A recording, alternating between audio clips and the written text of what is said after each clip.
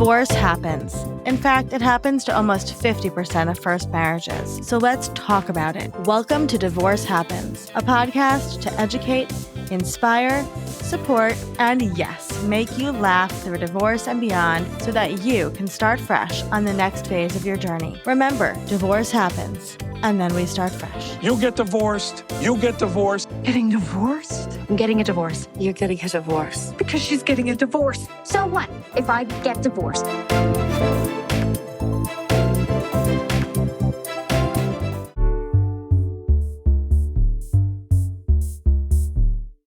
Hello, hello, hello. Welcome back to Divorce Happens, the podcast where we support you before, during, and after divorce with education, inspiration, and a little bit of laughter.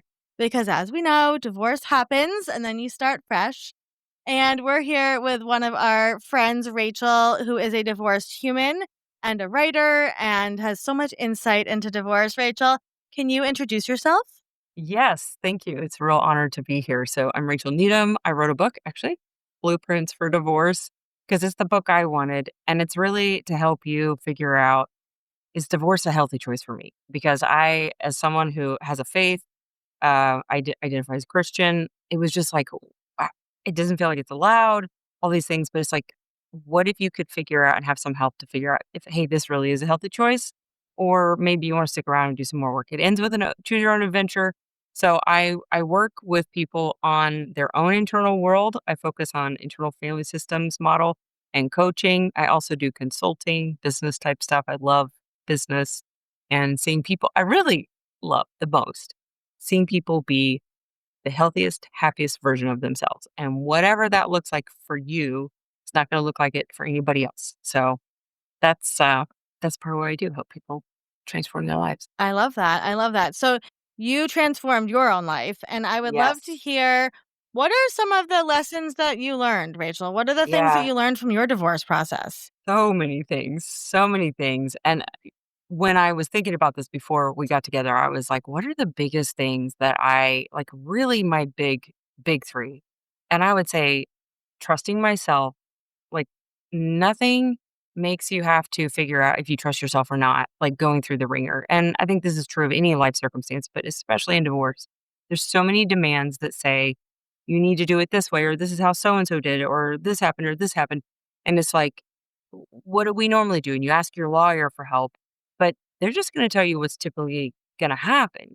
Whereas trusting myself, like I remember this moment in the lawyer's office, and it was like, what do you feel good about?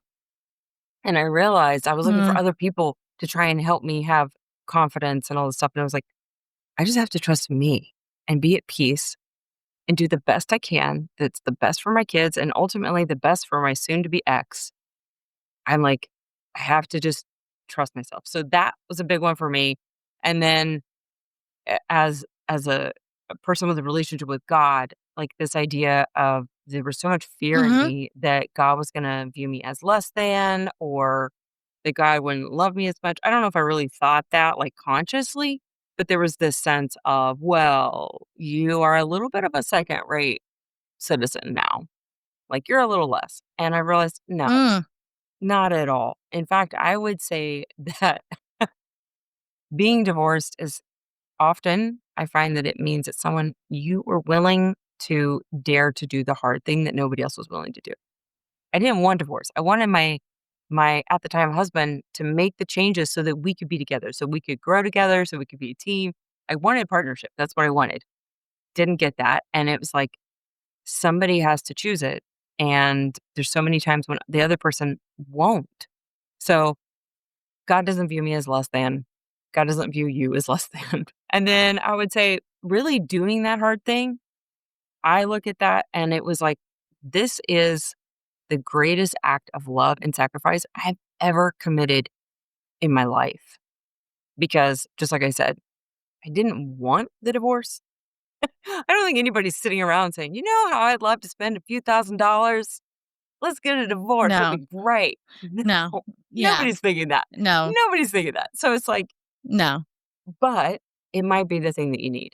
It might just be the thing that you need. And I definitely look, and there was a moment, and I don't know if my ex would ever admit this in public, But he said to me, he's like, "You did the right thing."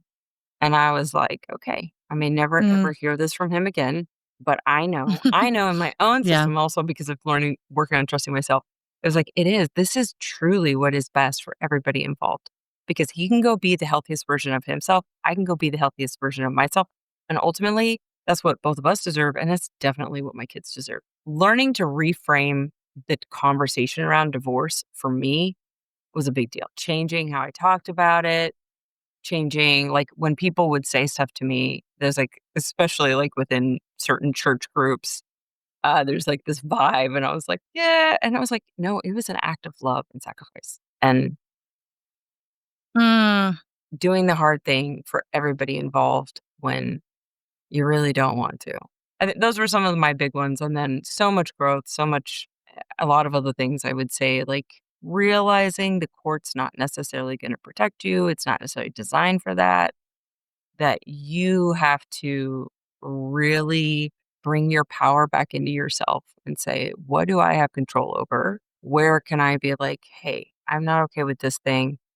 Here's how I'm going to handle that. If you choose to do this, Yeah. obviously each person's free to do whatever they want, but recognizing their agency, but then really bringing back my own agency and being like, okay, you're free to do this, but I'm also free to choose something different for myself in the midst of it and not just looking to other people to try and fulfill me or help me make the decision. Like you need help and support, Yeah. but they can't make it for me because they're not going to live my life for me. I'm the only one who's going to live this life. So if I can't be at peace with the Right. choices I'm making, then it's going to be pretty miserable. And there's no Yeah. guarantee the decision's right, wrong, whatever. I don't think of divorce as right or wrong. I think of divorce as healthy or unhealthy. Oh, I love that. Yeah. Yeah. Because I just like, Yeah. there's no, Rachel, can you tell us how your book supports people in this process making these decisions? yeah. So I walk people through like elements of my own journey, but also really digging into like what's happening in your relationship. So here's what healthy relationships look like. Here's what unhealthy one looks like. And I don't dig deep because it's such a high level. The idea is that it's a resource to help support you on the journey, help you figure out, yes, this is for me, or like just come to terms with some of those things, especially if you're in a faith based community or particularly Christian.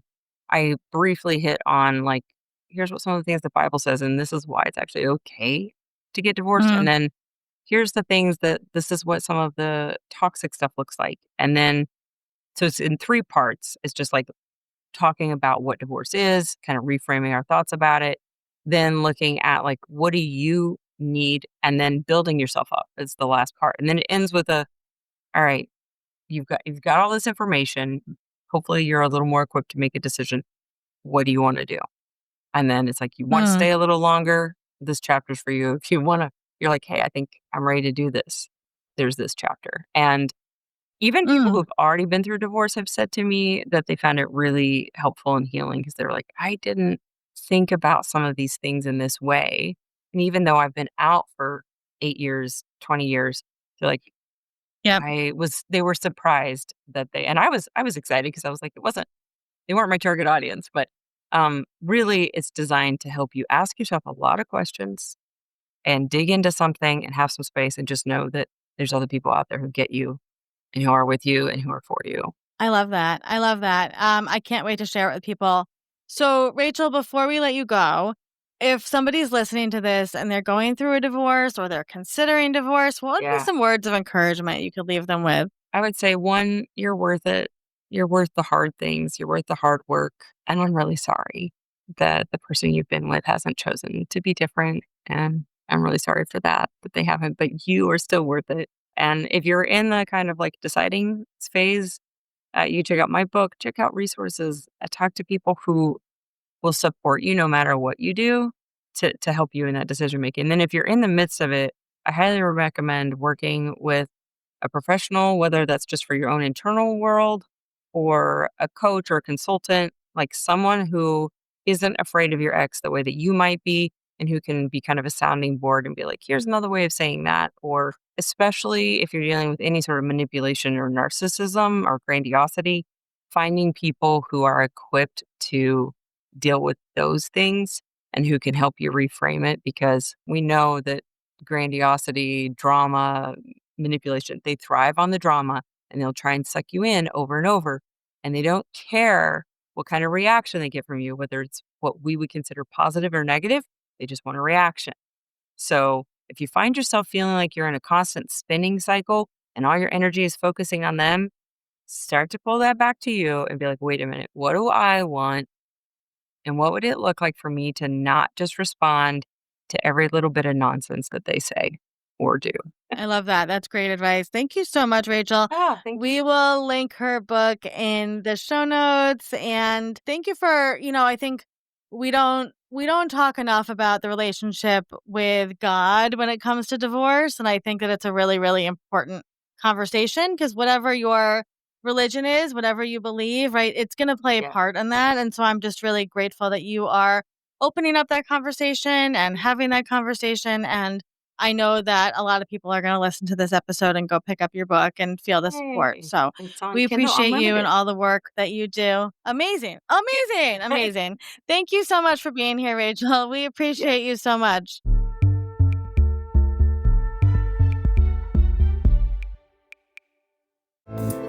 Divorce Happens is produced by Fresh Starts Registry, the only divorce registry platform for everything you need to begin again, including home items, hype team, and everything in between. Remember, divorce happens, and then we start fresh. We're here to support you before, during, and after divorce.